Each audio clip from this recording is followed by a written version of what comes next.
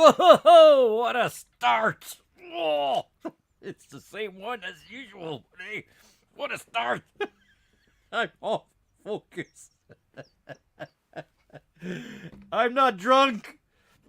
Not yet. Hello in TV land, as I always say. One day I'm gonna show you guys where this line come from. That should be, yeah, that should be a quiz. Perhaps to win something. Let me check. Oh, I just want to see that my internet is.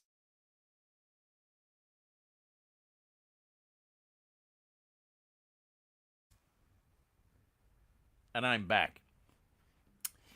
Sorry about that. Internet is not always in the perfect condition. Ce n'est pas toujours la meilleure connexion dans les internets. Hein? On va aller voir si ça a-tu comme marché. Ah, je suis gelé. Ah, je pense que je reviens dû. En tout cas, ça va être ça pour tout de suite. Hey, bonjour, j'espère que ça va bien. I hope everyone is doing great. This week, I do not expect to have tons of people, but hey, I'm going to do this anyway. Why? Well, because. Today, we're going to talk about the last two episodes of Andor. Ce soir, nous allons parler des deux derniers épisodes d'Andor. Au beau dimanche cette semaine. This week at the nice Sunday. Bloody Sunday.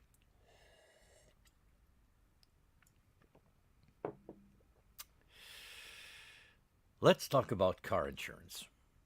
No, not true. No, it's not true. It's not true. Donc, j'espère que vous allez bien. J'espère que vous avez eu une merveilleuse semaine depuis la dernière fois qu'on s'est vu. I hope everyone's doing great. And this week, we are gonna close an incredible part of Star Wars together, and it's Andor. And now we know that it's probably going to have a second season. On sait maintenant qu'il va probablement avoir une deuxième saison de Andor. Nous verrons bien ce que ça va donner. On ne sait pas, là. Peut-être, peut-être pas. So, we'll see. Donc, cette semaine, on va vraiment passer à travers les deux derniers épisodes d'Andor. On va mettre ça derrière nous et on va attendre la prochaine série qui va commencer éventuellement. Ben là, il y a The Bad Batch, mais je peux tout de suite vous garantir que je ne vais pas faire d'analyse de Bad Batch. I know that season 2 of Bad Batch, is it season 2, season 3? I don't remember. I've been trying to reach you about your car accident. I'm gonna give you a call. I'm not gonna analyze the Bad Batch. I love to do some analysis. J'aime bien analyser les séries comme Andor ou bien des affaires comme ça. Où est-ce que, tu sais, c'est de la réalisation vraie, là, tu sais. It's real hard work on... I'm not saying that animation is not hard work. It's really hard work for the computers. I'm kidding.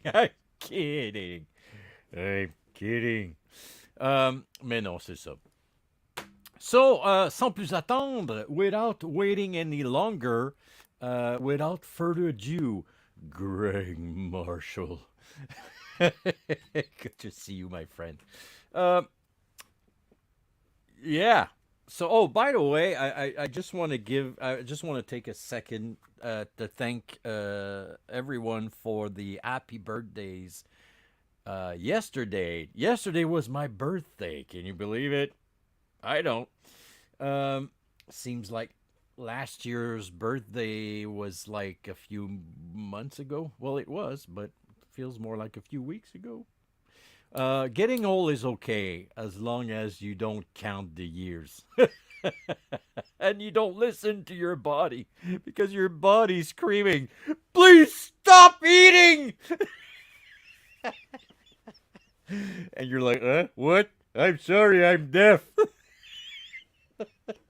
I'm gonna think it. Okay, sorry about that.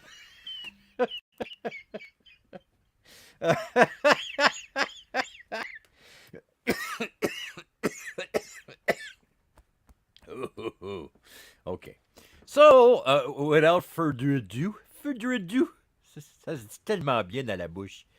Sans plus être doux, nous allons passer à Andor. So, if you haven't watched the last 2 episodes of Andor, well, too bad, because I'm gonna spoil it for you.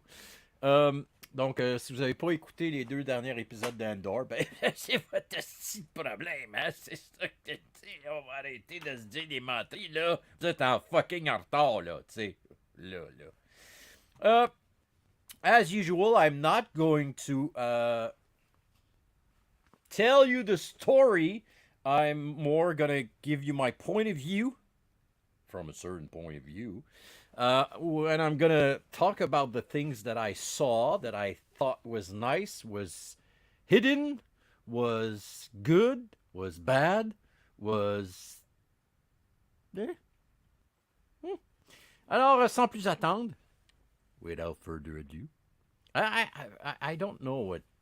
There's some things that we say in English or even in French that I don't get it. Why? Who invented that crap? C'est qui a inventé ces astuces d'affaires-là bizarres? Roche, papier, ciseaux. Fallait-tu que les gars ils soient pactés en sacrament un soir et disaient hey, j'ai un jeu, on va jouer à roche, papier, ciseaux, Spock, serpent. Tu sais, à un moment donné, là. Bon.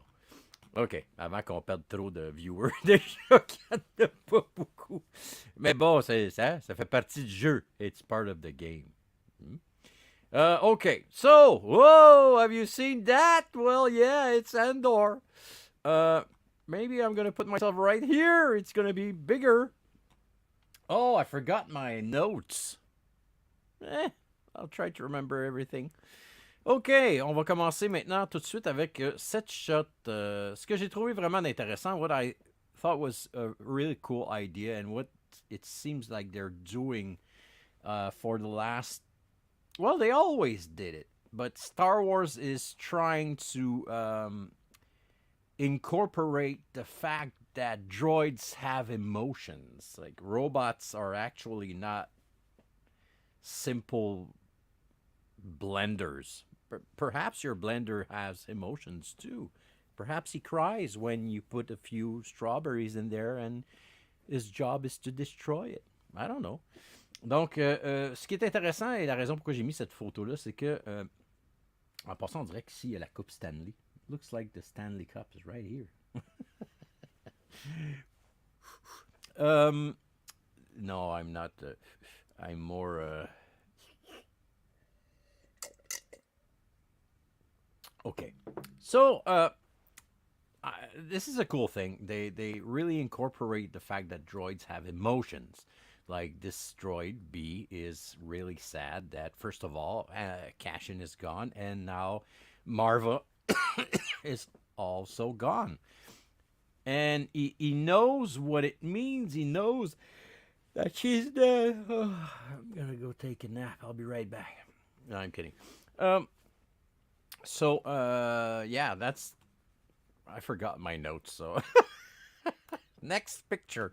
Okay, this one is a pretty cool one, and it reminds me of the cantina because it's like a café. C'est comme un café là où c'est que tu peux aller te brancher sur les internets là puis aller checker du porn en cachette, mais en même temps t'es dans un café avec plein d'autres monde.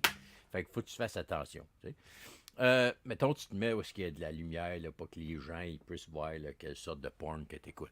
Tu sais, parce que des fois il y a des affaires weird dans le tabarnak. So we are actually like in a cafe, in a cantina, sort of, and this actually gives us the same feeling that we got in the cantina in episode 4, where actually these things are IG-88 heads, but they were used before IG-88 as decor. Sorry. I was sick this week, and I haven't talked a lot for a while, so perhaps I'm going to cough a bit.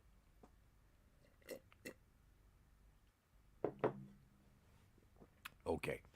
So, yeah, ça m'a fait penser aux têtes de IG-88 ici. And the funny thing is, if you look closely, this is actually the thing that you put your pasta to put out the water. It's as simple as that. Can you see it? This is the base and this is the top, and they probably just removed the handles. This is actually what you use to put out the water out of your pasta. For the rest, there's MasterCard. So this is something I actually really enjoy. Also, the fact that everything is stainless steel. The glasses, this thing probably for coffee, and anyway, so I thought that was interesting. Just let me go check if everything runs smoothly. It is. Okay. Up next, like I said, I'm not going to tell the story of everything. I'm really going to point out the stuff that I saw that was interesting. Donc, je ne vais pas vous raconter l'histoire. Je considère que vous avez déjà écouté l'épisode. Ça, j'ai trouvé ça cool parce que c'est un des vaisseaux qu'on n'a pas vu souvent. C'est un des vaisseaux qui a été créé pour Star Wars The Force Awakens. Yeah, TFA. Donc, c'est un des vaisseaux qui a été fait pour le réveil de la force, mais épisode 7. Mais tu sais, là, l'épisode qu'on a attendu super longtemps, là, puis qu'on se disait, est-ce que ça va être bon, Luke va revenir, puis la princesse Léa, puis Han Solo, puis ça va être écœurant. Puis finalement, ils ont refait épisode 4, puis tu vois Luke 5 secondes, puis il a reçu quand même ses millions. Tant mieux pour lui, tu sais. Yeah, so that's the ship that you actually see in episode 7. It's a quad jumper, if my memory's right. I don't have my notes. This is the quad jumper that we actually see blow. It blows up in episode 7, and they decide to go get the Millennium Falcon, the Aluminium Falcon. Donc le faucon en aluminium. So that's the ship. And I think it's the first time that we actually see this ship fly. Maybe I'm wrong. Donc, ça, c'est le quad jumper. These guys, oh man, I really, really, really, really love these guys.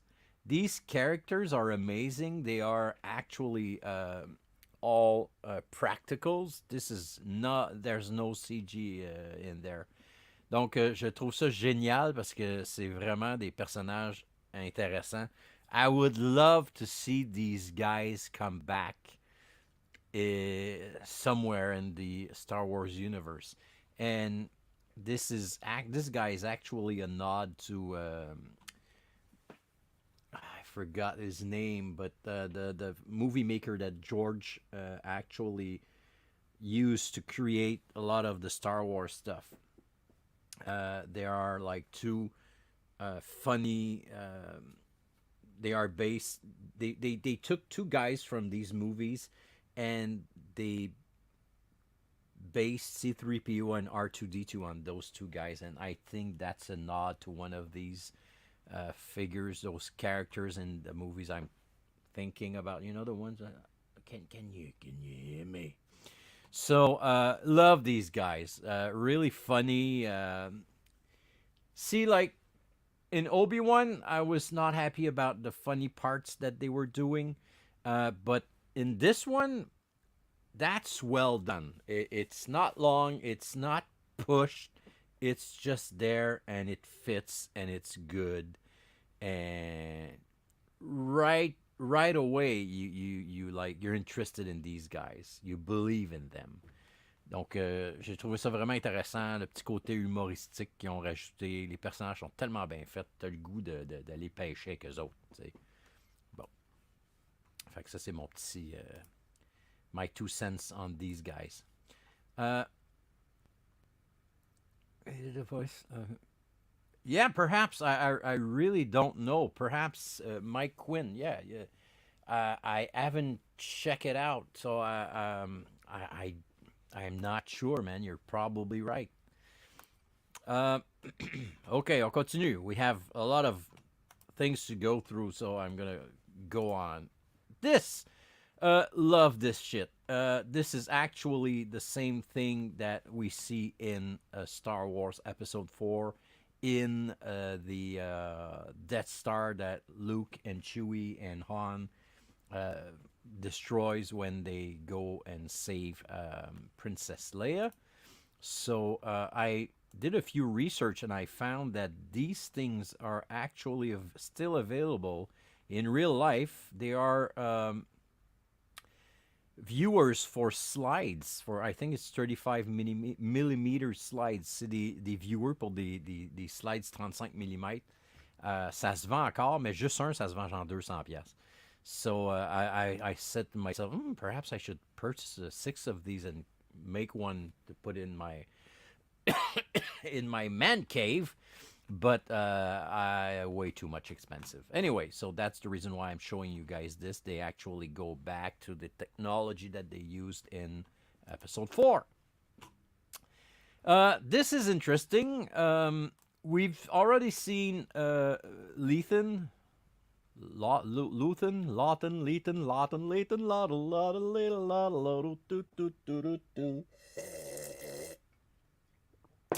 Lawton, use this stick.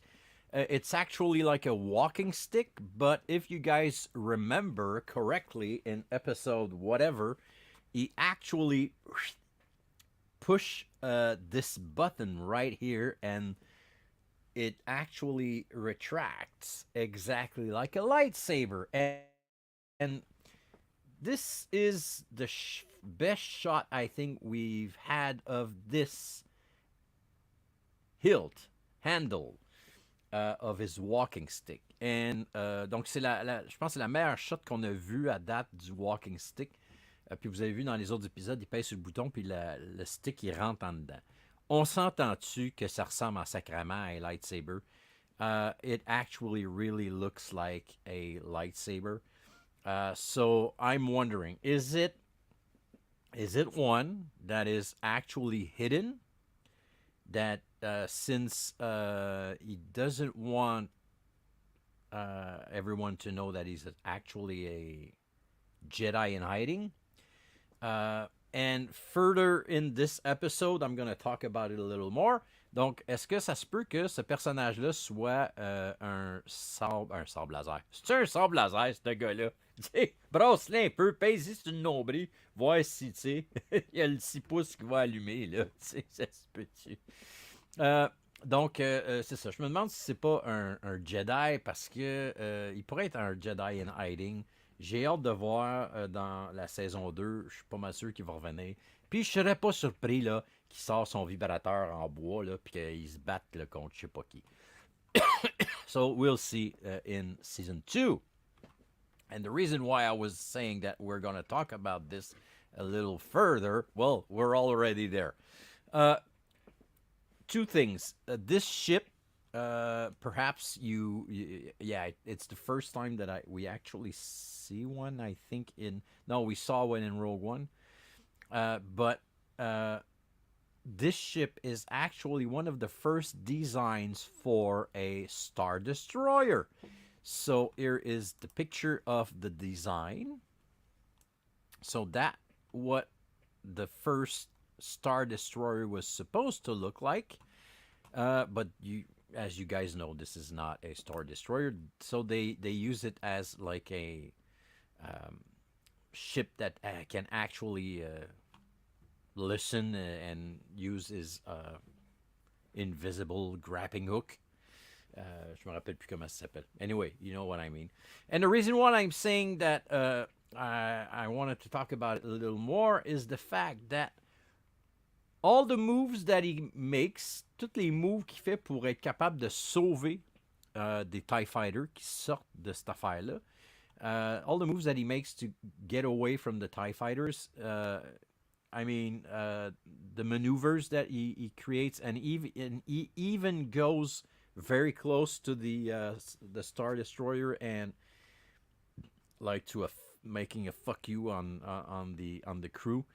Say, you're not gonna catch me. And he uses like the lasers and spins around. So this guy is a very good pilot. is he a former pilot and he's very good, or is he a Jedi and he's actually using the Force? Donc, c'est ça. Je me demande si c'est pas un petit côté Jedi de notre ami Lawton. Tractor Beam, thank you very much. Where were you just trying to sing Def Leppard? Yeah, perhaps. I don't know, man. I usually sing Genesis stuff. I'm really a big progressive rock fan, but mostly of Genesis. I think it's a disease that I have. And it's not curable. That's what I said to my girlfriend today. It's not curable. Anyway, okay. Okay, let's go back to the next picture. Okay, I hope everything's... I'm always checking because when I actually do those presentation with pictures, sometimes I click on the wrong button and it's like ending up like this. Oh, and I think everything's okay, so it's not. So I have to click and make sure that it's right there. Okay, next picture is actually this one. This picture is right after Cashin actually learns that his mom is dead. Spoiler! And it actually foreshadow. Yeah, it's foreshadowing his own death in spoiler in Rogue One. Donc c'est quand même assez ironique le fait que il vient d'apprendre que sa mère est morte. He actually looks through to the sea and like there's this big beam of yellow of the sun that is actually going down, sunset. But if you guys saw Rogue One, this is really a sunset. So I think this is it's foreshadowing this scene. So his mother is dead, and then he's gonna die basically at the same spot, not on the same planet, but where he actually learns his mother is dead. So, love this shot. Next up, we're already at episode 12. So, like I said, I'm not going to tell the story of everything. I really just want to go through all the details that I saw. And all the action that happened or the dialogues... not gonna say it was basic stuff, but there was not much of secret things that you had to learn or you would need to analyze. It was basic things. So we're already at episode 12, the finale. The reason why I put that picture up there is because of the music. Donc, je vais essayer de répéter ça en français parce que, tu sais, même si il y a juste des English, tu sais, des fois c'est bon là, parce que si vous l'écoutez pas en direct, c'est bien aussi. Puis vous êtes des francophones, puis vous ne parlez pas française, anglaise, ben c'est bon. Donc, ce que j'ai expliqué tantôt, c'est que dans le fond, c'est ça, je raconte pas toute l'histoire des épisodes. Je fais juste vraiment mettre les points sur les moments intéressants. Et dans l'épisode 11, les dialogues étaient relativement simples et pas bien durs à analyser. Donc, j'avais pas grand-chose que je pouvais dire. Hey, gars, là, il voulait dire telle affaire. OK. La raison pour qu'on voit ça, c'est à cause de la musique. The reason why it's there is because of the music. If you guys watch all the other ones that I did, I explained that every episode at the beginning, the music is different. And I was saying that it was a lot of time giving you the rhythm of the episode. And this time it's pretty cool because you actually hear a complete orchestra. Like an orchestra that doesn't really sound good. It's like you can understand the music that they're doing, but you're like, okay, you're gonna have to throw away some of the musicians because this sounds like shit. Donc, c'est intéressant parce que là, on n'entend pas seulement que certains instruments, mais on entend complètement la chorale, ou pas la chorale, mais l'orchestre symphonique au grand complet, mais ils sont pas vraiment bons. Ils font vraiment comme du... Tu sais, c'est comme un chien qui est en train de mourir en dessous d'une roue d'un tracteur. Tu sais, t'es mieux de repasser dessus parce que... Mais non, faut pas faire ça. C'est pas correct, voyons donc. Premièrement, un tracteur, là. T'as pas besoin de ça, là, tu sais. Bon. Euh, Malgré que c'est en fin de semaine prochaine, je pense que c'est le Monster Spectacular au stade olympique. T'es mieux de pas amener ton chien. Sorry about that. Okay, so I have to do some funny shit in French and I have to do some funny shit in English. But basically, it's not that funny at all, either languages that I use. It's just stupid, but hey, we need some stupid to have a happy life. Talk about it to Audrey. No. Okay. Donc, what I was saying about the music is the fact that this time it's the old orchestra. It's like we're at the finale and every instrument is, or every music that we've heard are gathering together. And we're going to see this later on in this episode. Okay. I was surprised it was only 12. I thought it was going to be 16 episodes. Yeah. Well, to be honest with you, I was surprised it was actually 12. I thought it was going to be 10. And I don't know if 16 would have been too much because I prefer when they're doing like less episodes, but every episode is very good. Um, I'm gonna give you the example of the X Files. It's like they were doing way too much season. Like after season 6 to 11. I mean, man. Ugh. So it's the same thing inside a season. When there's, unless you're having like episode that lasts like 22 minutes, when you have a 45 minutes and more episode, it's always hard to not have some episode that you're going through and say, okay, that was fucking useless. Why was it that we've seen this? It doesn't bring anything to the story. So I prefer to have a condensed storytelling in less episode without like parts that you're saying, okay, where are we going now? And what was that? See, and you have to ask yourself, why was that there, or are we losing? I'm gonna give you an example. I understand that they had to prepare for season 3 for Mandalorian, but they did like this full episode of Mando inside the book of Boba Fett. So that tells me that there was like a big storytelling issue there. And I think most of us were a bit disappointed by the book of Boba Fett because of the storytelling. So anyway, so I think you're right. I agree when there's more episode and they are good. I go 100%, but sometimes I prefer less episodes and better storytelling. OK. Donc, ça, c'est pour la musique. Up next, this is the shot of, I forgot her name, her.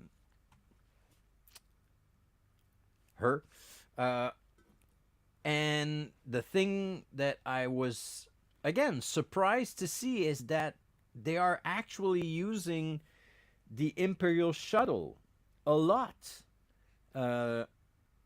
So she arrives using an Imperial shuttle, and I don't know why, but in my mind, I always thought that the Imperial shuttle was actually the Emperor and Vader's ship. That these ships were like royalty ships.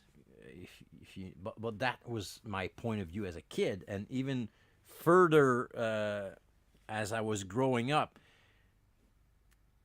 So, but of course, see, I'm analyzing my in my head right now, and of course, if in Return of the Jedi they were able to steal one to reach Andor, uh, that means that this ship is not a royal ship. So yeah, so my way of thinking is wrong. But you know what I mean. I thought that ship was like Vader's and Emperor's ship. So, and the reason why I put that thing is, first of all, to talk about the ship. But again, uh, the fact that she's followed always by these death troopers. Of course, the death troopers, we saw them first in Rogue One. Love these characters. And of course, Boba Fett was very disappointing. Yeah. Uh, no problem, man. Take care, Greg. Spoilers. You guys, I'm gonna spoil the shit out of Andor, by the way. So get ready. Anyway, so I think that it's actually interesting, and I love the fact that they are not uh, going away from this. They started to show the Death Trooper with um, well, what's the guy's name? Ah, in Rogue One, Krennic. So they showed up with Krennic at the beginning of Rogue One.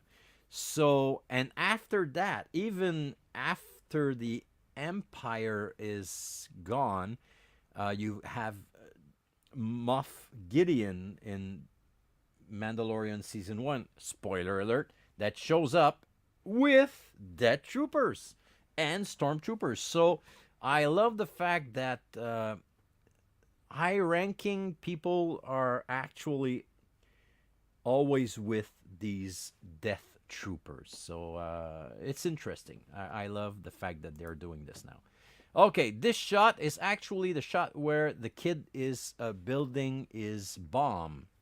And the reason why I put that picture there is because I've recognized this thing right here. And I'm going to show it to you what it is. It's not actually part of the rest. Well, perhaps it might be a different model, but this is actually a movie, a slide cutter. It's je me souviens plus du nom, mais we actually use this to cut film, 35 millimeters, 8 millimeter. I'm sorry, 8 millimeters or whatever. These things that you actually see on top of the this is actually holding the film strip right there. And you actually use, once you've put it at the right place, you cut it using this thing. And you see these little metal parts underneath. That's exactly these things. So I thought it was interesting because it's not the first time that they are using vintage cameras and vintage films equipment in this show. There's this thing also that we saw in a previous episode that is a 8 millimeter movie camera. 16? Is it a 16? Yeah, that's a 16 millimeter camera. Yeah, that's the reason why I showed this thing. I thought it was interesting that they are using parts. Donc, c'est des parties d'un slicer pour couper les films 35 mm. Et c'est ça, c'est pas la première fois qu'ils utilisent ces équipements-là pour se servir de créer des parties, des nouveaux équipements, whatever, qu'on retrouve dans la série. And I love the fact that this is actually like 70s equipment, 70s gadgets.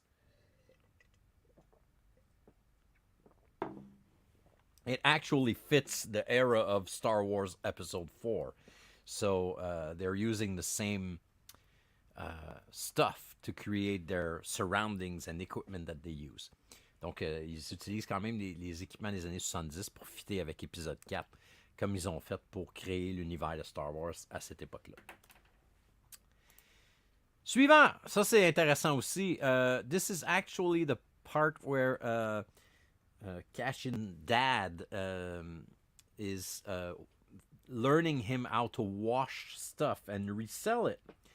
And what they are actually washing here, I recognized it right away. It's actually parts, this part right here on the back of a CPU fans. Vintage CPU fans actually look like that. So it looks like they glued several CPU fans together and created these things, and they are washing it. It's actually this. All these great metal slices, things. I thought it was a great idea. But I recognized it right away because back in the days I used to to build PCs, computers, so I recognized the parts right away. Donc c'était un morceau, c'est tous des fans de CPU qui ont collé ensemble pour créer cette espèce de gadget. Là, on voit même les vis qu'on retrouve ici, qui ont juste changé. Actually, 4 of them on each side. Anyway, so that I thought it was a great idea. This shot, why do we see this shot is because this is symbolic. Ça, c'est très symbolique. Cashin se ramasse dans les sewers underneath the city. Donc, Cashin se ramasse dans les égouts en dessous de la ville, juste avant, dans le fond, la montée de la rébellion, la première action des rebelles directement sur que dans le fond, une ville au complet va se rebeller contre l'Empire. So it's really symbolic that it's just before the rise of the first rebellion action. And I'm not talking about the strike that they did, not the strike, but the heist that they did. Je parle pas du vol d'argent, de crédit qu'ils ont fait, mais bien le fait que là, tu as une population au complet d'une planète ou d'une ville qui va littéralement s'attaquer à l'Empire. Et c'est comme vraiment le début, c'est le spark, le fameux spark qui parle. It really like the first spark. And the reason why they meet together underground is to symbolize the fact that they're getting ready to come out. They were hiding, but now they're ready to come out. This shot is really interesting also, and at first I was not sure of what I saw. But then again, I've watched it again for a second time, and I said, oh yeah, okay. The color of the cap. So this is the trade of the caps.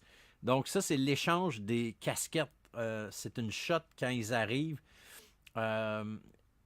And they actually switch cap. And the reason why they do this is, if you guys recall, this one was the boss of this guy. So, dans la hiérarchie,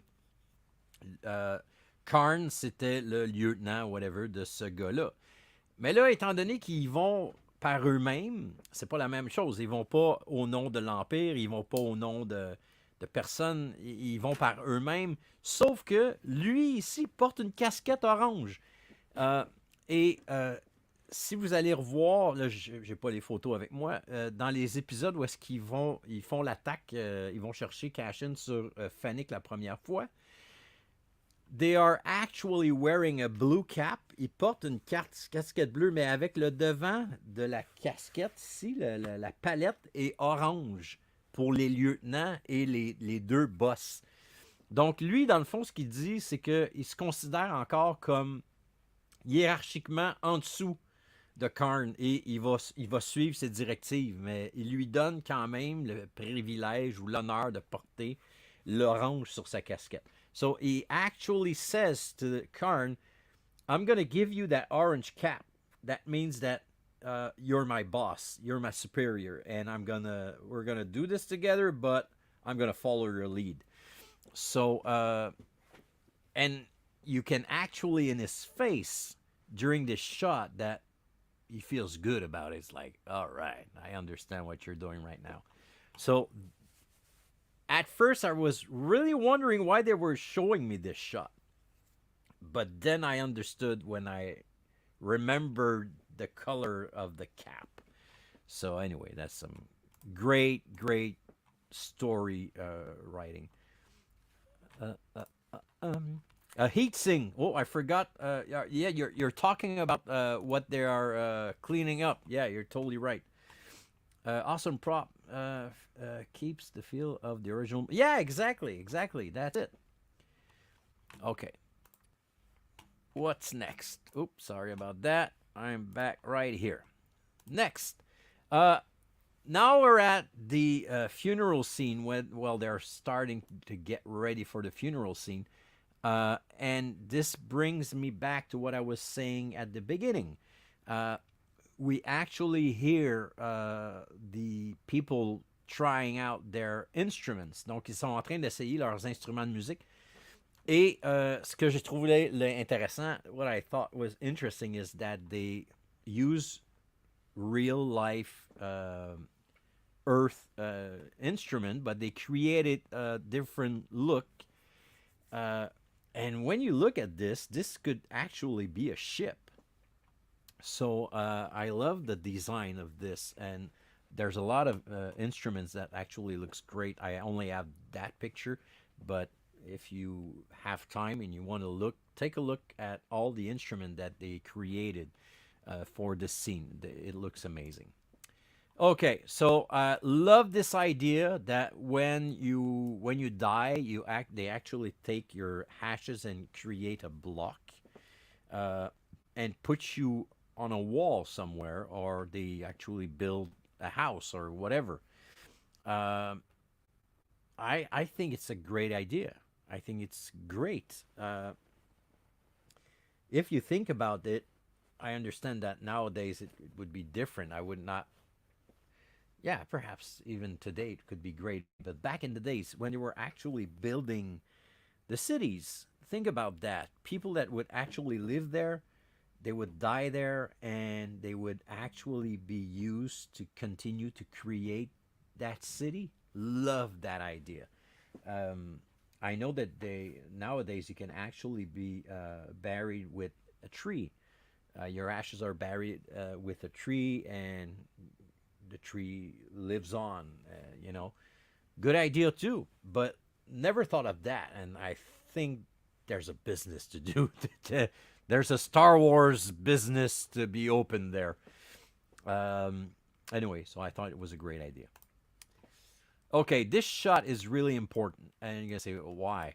It lasts for a few seconds, but it's right before the rebellion sparks, and Andor is actually, well, Cashin is actually in there, and he feels a wind.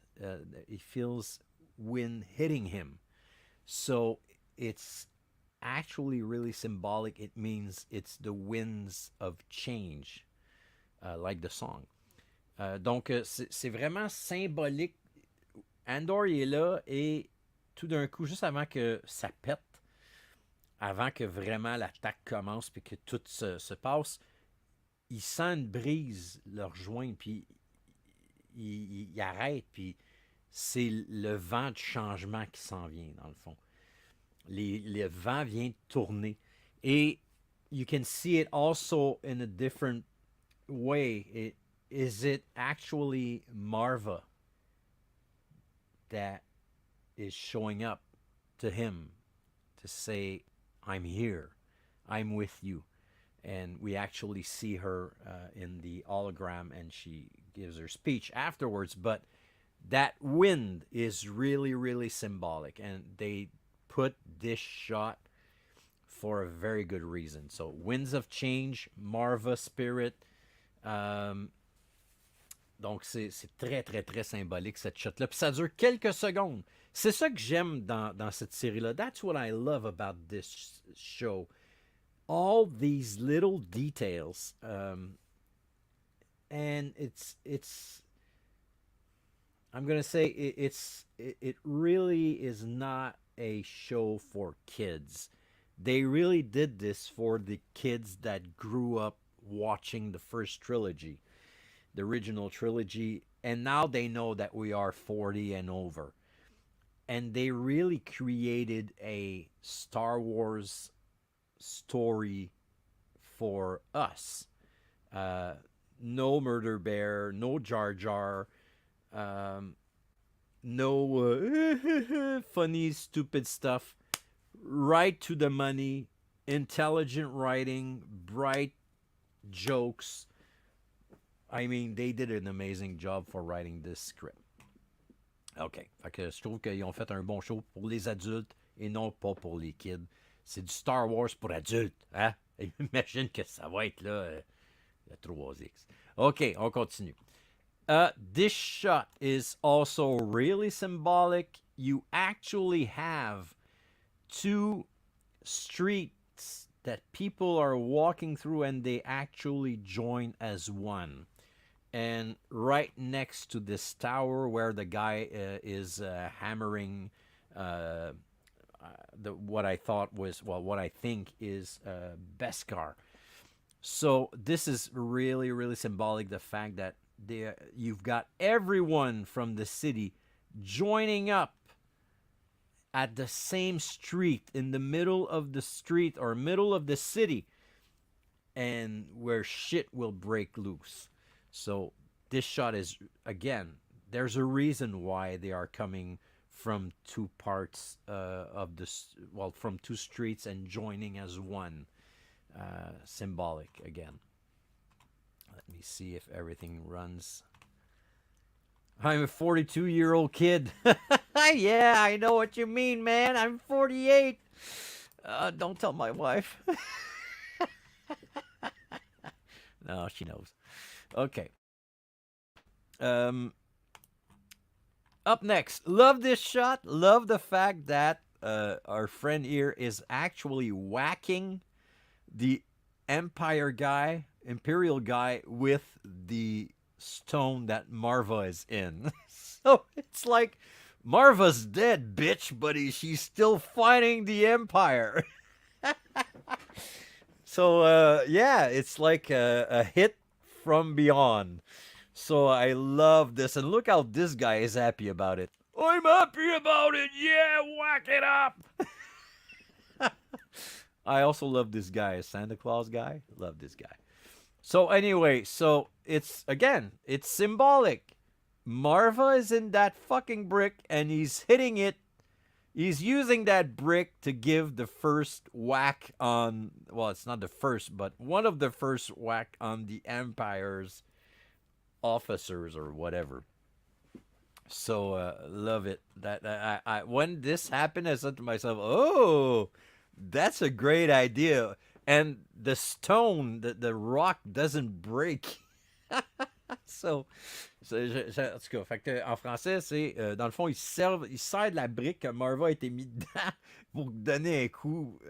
C'est le gars de l'Empire, c'est comme, gars, elle est morte, mais elle continue à te varger dessus, mon esti. Tu sais, pourquoi pas. Regardez-moi comment il est content. Non, mais il est-tu content? Regardez, puis Marva est ici, là, puis elle a même pas craqué rien, là. So, I love this shot, and that's the reason why I used it for my Photoshop thing. Anyway, okay, this is also, again, what I trying to show you guys is what I understood of the shot. Donc, ce que j'essaie de vous montrer tout le temps, c'est ce que moi j'ai pu comprendre de la shot. Donc, il y a eu les explosions. The explosion just occurred, just happened, and everyone's running out, running away. I'm running away, and her.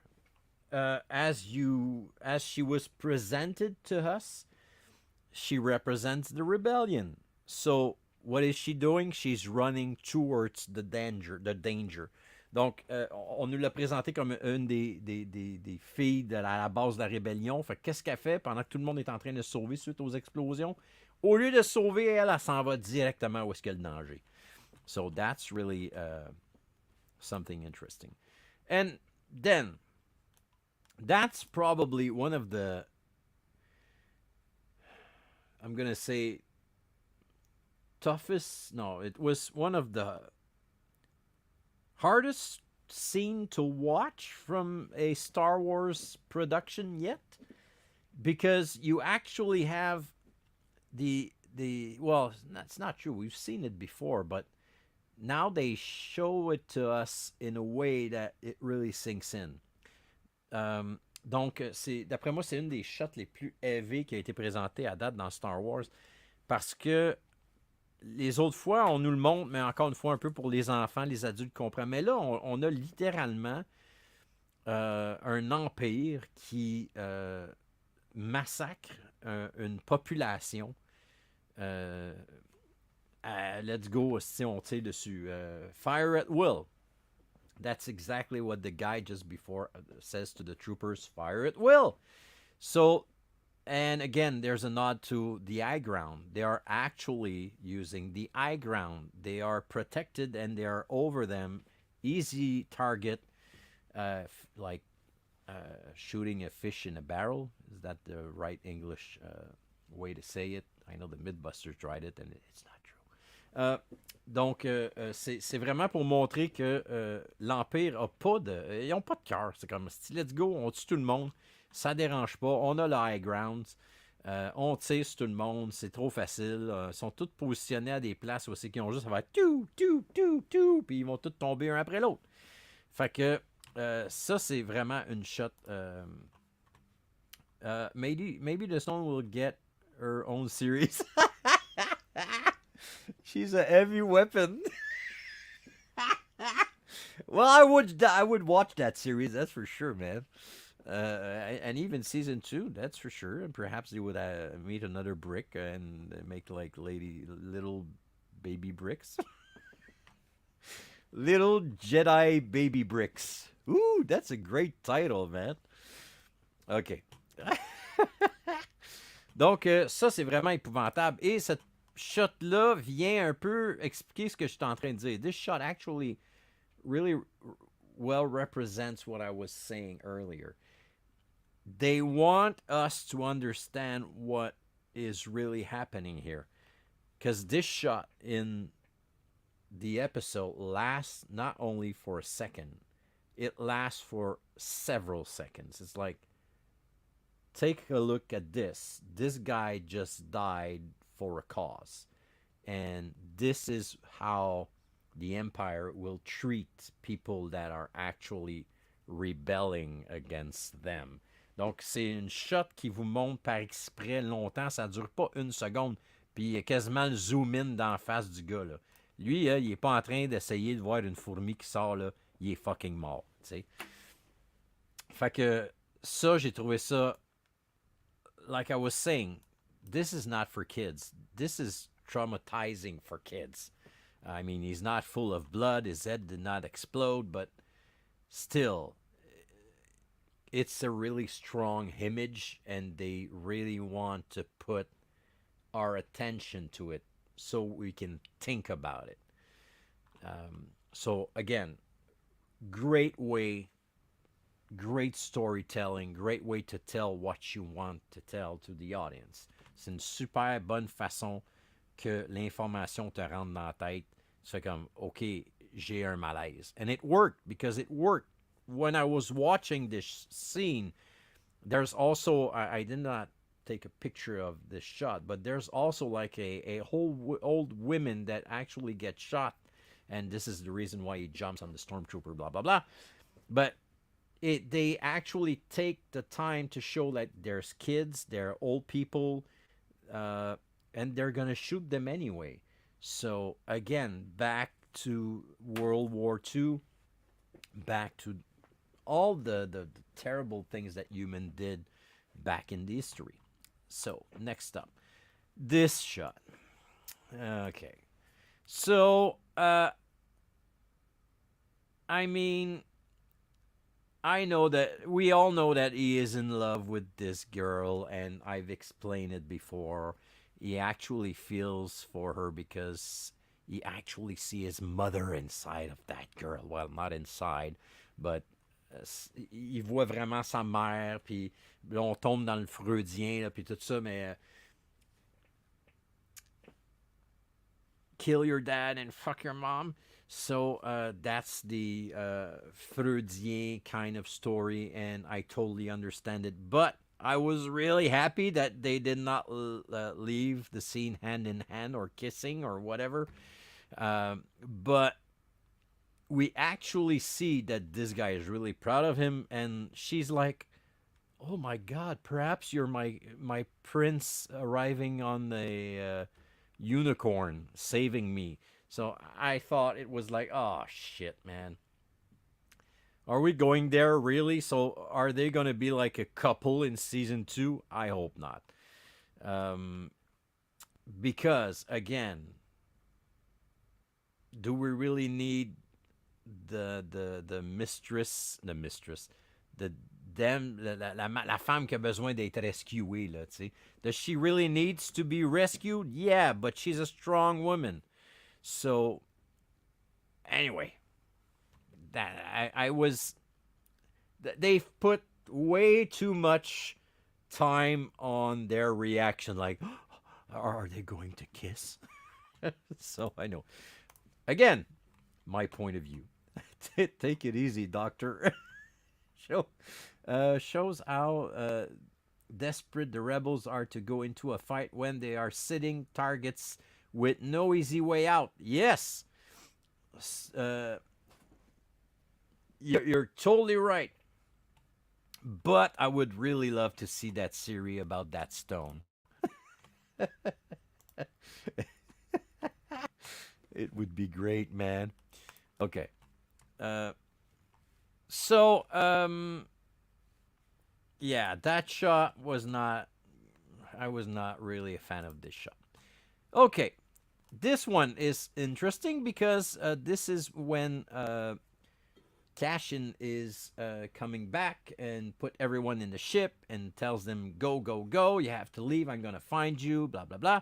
But the reason why I put this thing here is because for the last time in season 1, we actually hear someone says climb. So it's the whole series. They used that term all the way from the beginning. Climb, climb, climb. And this is actually the the rise of the rebellion. So what are they doing? They're climbing up. They are climbing up to get to the surface and to emerge, to be born. So he actually says, stay low and then climb. So it's totally the premise of this series. So they stay low, but then they climb, and the rebellion is born. So love this shot. And of course, at the end, we have, sorry, spoiler, if you haven't watched after the le générique. Comment on dit ça en anglais? J'ai un blanc de mémoire. But we actually see that, oh, I forgot one. Ooh, that's me. Oh, take a look at that guy. Oh, there's one missing. I thought I had the picture of the things that they were building in prison. Donc, je pensais que j'avais une shot des cossins qui s'étaient en train de construire en prison, the famous kind of claw there. And, of course, I was saying that this is probably part of the Death Star, and that's what we have as confirmation at the end of the show. They are actually using this to build the Death Star. So, let's go back to my theory that I've talked about all the way back in episode 2 or 3, I don't remember. We actually have Cassian Andor that's going to be killed by not only something that they use on his, well, they used to get on his planet when he was where he was born, and then he actually goes in prison to create the items that they need to build this thing, And in Rogue One, he gets killed by what he actually helped to build. So, talk about ironic stuff. But again, that's great. And it's not something that they're going to tell you. You have to figure it out by yourself. That's great. That's great story writing, storytelling too. Donc, ce que je disais, c'est que dans le fond, la théorie que j'expliquais, c'est qu'il prenait les matières premières de sa planète pour pouvoir construire l'étoile de la mort, puis que dans le fond, il allait être tué par sa propre planète. Mais on a amené ça encore plus loin parce qu'il est allé en prison, il a aidé à construire les cossins qu'ils utilisent pour finir l'étoile de la mort, que l'étoile de la mort va finir par lui tirer dessus. Et il va mourir avec ça. Fait que c'est assez intéressant comme idée. And of course, if I'm correct, this should be Scarif. Is it Scarif? Because they're building the Death Star, yeah, next to Scarif. So this should be Scarif. So that's it. That's my face. And that's my face. So let me take this out. Whoop, whoop. Voila. Click. Oh, here I am. The Alan Parsons Project. Yeah, rock hard, brother. So I hope you guys enjoyed this. We're done with Andor, and it's okay because I don't want the vintage kids to be only like analysis of TV shows. But I think it's part of the fun too because I love to analyze stuff, and if I give you the chance to see something you haven't seen or haven't realized watching it, well, it's a win-win for everyone. Donc, c'est certain que je veux pas toujours faire des analyses des émissions de Star Wars, mais bon, quand ça arrive, c'est correct. Puis j'espère que ça vous donne la possibilité de voir des choses que vous avez peut-être pas vues la première fois que vous avez écouté les épisodes. So that's it for this week. Next week, I have no idea what I'm going to talk about, but we're heading to Christmas. On s'en va vers Noël. I don't know what we're going to talk about. If you have any suggestions, go ahead, send me a PM or write it down on Yoda's workshop. And could you imagine if they did a Death Star show in 1978? A Star Wars show. Fuck, man. Well, they actually did. And it was actually the Christmas special. Oh my God, what a terrible idea. What I really enjoy about this thing is when you have, we should talk about the not that one. Well, it's one. We should do a complete, oh man, we should talk about this next week. I think that's what we're going to do, man. Next week, it should be, it would have been a BSG. What's Better Call Saul? No, what's BSG, man? It would have been like BSG. I don't know what you mean by BSG. But I think that's a great idea. Next week we should talk about the Christmas special. For the people that haven't seen the Christmas special, yeah, I think that's what I'm going to do, man. Yeah. Oh yeah, Battlestar Galactica. Yes, you're totally right. But Battlestar Galactica was actually good, and there's actually people that worked on Star Wars that worked on Battlestar Galactica.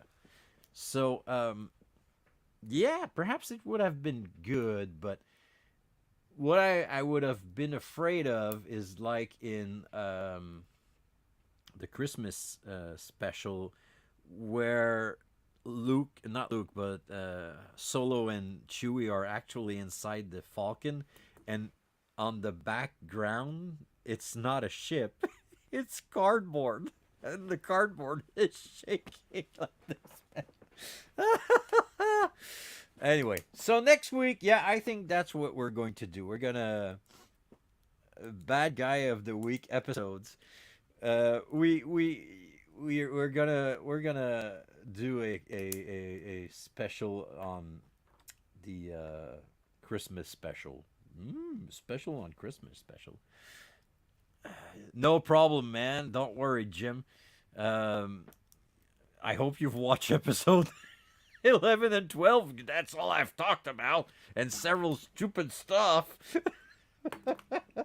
I think I'm drunk. Oh, my heart just stopped. So, next week we're gonna talk about the Christmas special. Yeah, I'm not gonna watch it all, but I'm gonna try to get some pictures out of it, and we're gonna talk about this shit. George's going to be mad at me. Man, I've watched this show for the first time back at least 20 years ago, and it was hard to get back in the days because you wouldn't be able to download it on the internet. You had actually have to buy a copy, a very bad copy of it. Holiday special Boba Fett cartoon. Yes, it's the best part. You're totally right. Made by a Canadian company? No way, man. That I did not know. That I did not know at all. So, thank you for joining me. Merci d'avoir été là.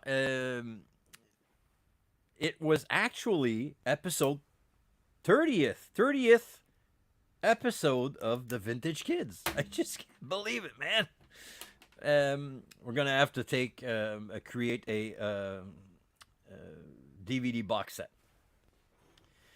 So thank you very much again, and if you've missed it, you can always watch it on YouTube, right, James?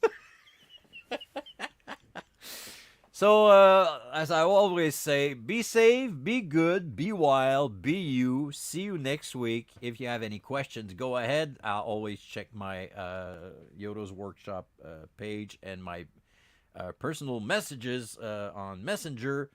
So, c'est ça qui est ça. Thank you very much. Be yourself. Have fun. Be good. So, take care. Bye, guys.